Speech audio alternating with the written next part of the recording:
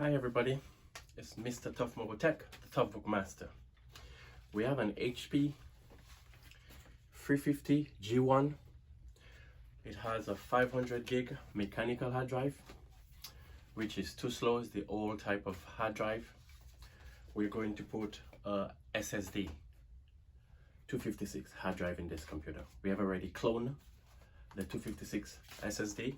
So now we're going to just go to the back of the computer, open up, replace the hard drive, and then turn the computer on, and it will have an exact image of what is on this computer already. We are going to remove the screw for the door where the hard drive is at. We're going to remove the hard drive and replace the hard drive with the new SSD. Then insert the new SSD and close up the back of the computer.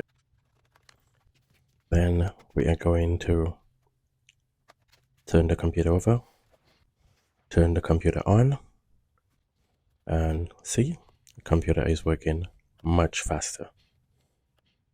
See you on the next one.